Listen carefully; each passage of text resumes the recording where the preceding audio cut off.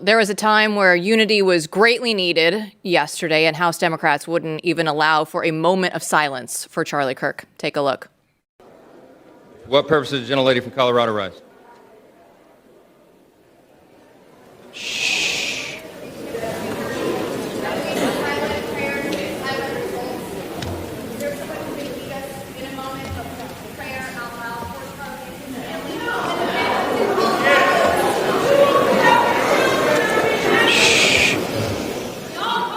Let's wait a minute. The House will be in order. The House will be in order. Shh. The House will be in order. That was Representative Lauren Boebert making that request. And the Democrats couldn't even give Charlie a moment of silence. I want to follow up a little bit more with what we had on yesterday, where we talked about MSNBC, Matthew Dowd. They have now fired him, thankfully. It looks like there is actual action steps being taken now where people are actually being fired as they should. Dowd yesterday was going on MSNBC saying, oh, it was a possible celebration and the gun just went off. Like, this is what the MAGA people do. And I can tell you now that the Carolina Panthers have fired one of their employees. The director of communications was posting stuff online. Phoenix Suns writer was fired over these posts that he was putting out there online. A lot of teachers, a lot of people in the healthcare industry. Matt, there are so many different people that are actually being fired today, which it's about time. This has needed to happen for quite some time. You can't just go out there and cheer for the death of Charlie Kirk was a very regular, normal person who was just going out there trying to talk to college kids about the other side of the aisle, that he had different political views than them. And you know what? At least now people are actually stepping up to the plate and firing them. Yeah, I mean, I will say I've been heartened by this because this is something that our side has been terrible at. We don't really react or do anything in response to many of these terrible incidents that have occurred over the last 10 years because, you know, let's face it, people on the right are living their life. They're not activists. But what you see now is real anger and accountability, and I'm a fan. I'm a fan of that. I think people should be held accountable for their words, and in this case, you know, what comes around goes around, and you see a lot of people who are just saying, no, not this time. And you see a lot of businesses and employers, frankly, saying, I don't want any part of this. And that, you know, it's been a day, right? But that is a change, at least initially, it looks like one. And if you are on the Blue Sky app, Chris, there are a ton of crazies over there. I am not on there, but they are basically saying who's next. For all of this, some of the names that are out there is J.K. Rowling, Matt Walsh, Ben Shapiro lives at TikTok, Elon Musk. So there is no shortage of crazies that are out there. And unfortunately, this is what we will continue to have to deal with. Yeah, because if Charlie Kirk is someone who you need to shoot because you don't like that he's coming to debate you, then there's so many more people who just weren't there that day or whose name you maybe didn't know. I mean, that's the only difference. That's the only reason he was targeted. He didn't do any. I mean, he was effective, and he was there, and he said things I didn't like. There are a lot of people who do that.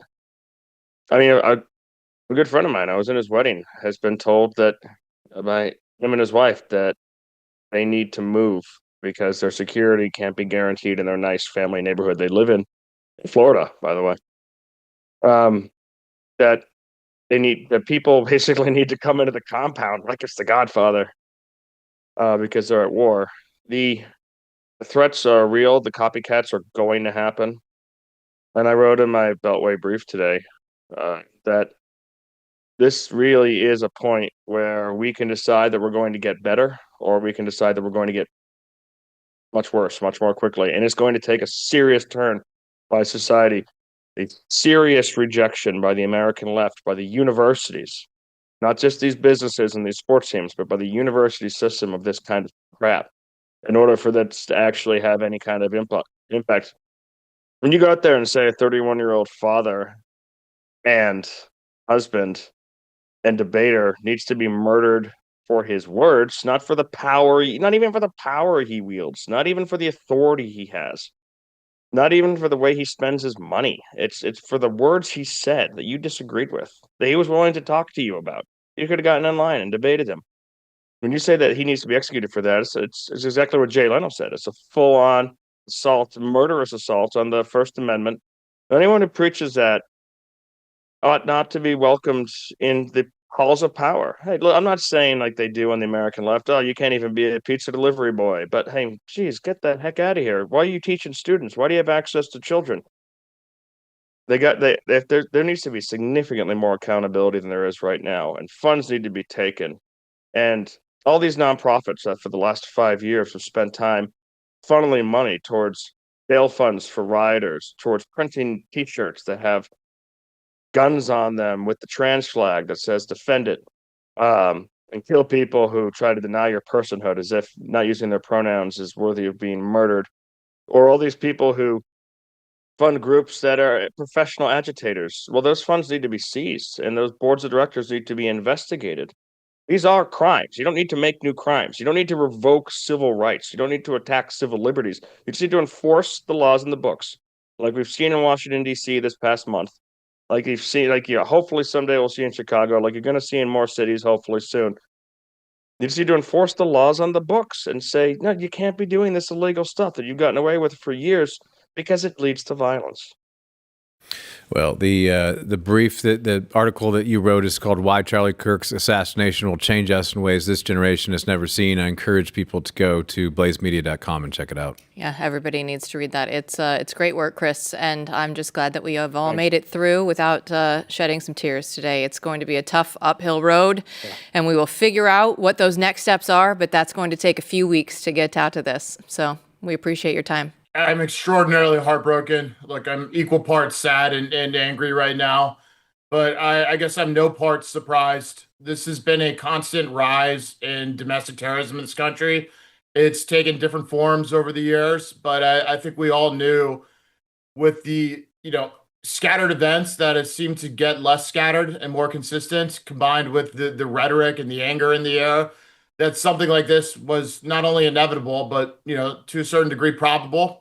And I think that's awful in a country that depends on civic discourse and an informed citizenry, participating in a constitutional republic, that an assassin's bullet can end it. It's, we talk a lot about attacks on democracy in our public discourse, but assassination culture is probably the biggest attack on the ability of America to self-govern. And it breaks my heart to see, this country go through it. My heart breaks for Charlie Kirk's family. I mean, I'm a young dad, not as young as he was, but you can only imagine those poor little children and his wife. And so equal parts sad, but I'm very, very angry. I saw something on X last night from a friend of the show, J. Michael Waller, and I wanted to point this out. He said the State Department wants the public help in identifying foreigners in the U.S. Who had social media posts who were cheering on the assassination of Charlie Kirk. It's going to pull their visas, and he had quote tweeted the Deputy Secretary of State, Chris Landau.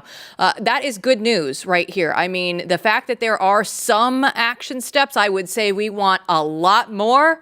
But I do think this is a good first step, Mike. Yeah, I do too. Landau is an absolute American patriot. He's a longtime advocate for the causes we care about so much here on The Mandate. I've done it personally for some time. He means it. He really does mean it. And for the number two over at State to step out in that way, I think is also meaningful to see that out of our political leadership. Luckily for him, there are a lot of foreigners who have said, just absolutely terrible things, along with a lot of Americans who have as well. And citizens are so outraged by this. They're just scraping all of this. You're seeing X accounts just fill up, in the last 24 hours, screen capping everything they possibly can, coming from these networks. And so not only will that be helpful for the visa revocation of these foreigners, but it's also going to be helpful for what needs to happen next in terms of identifying and mapping the supporters of the domestic terror movement here in the United States. And so if you're watching, you see something, you say something and get it to the right place. If you don't know where to take it, send it to me. I'll get it to the right place. And so props to Landau for stepping up. Yeah, and props to all the patriots last night who were going out and saving all the TikToks, all the X posts. If you ventured into Blue Sky, we showed some of those posts earlier. Bless you, because I have no time or patience for any of them over there. But Mike Howell, thanks so much for joining us today. We always appreciate it.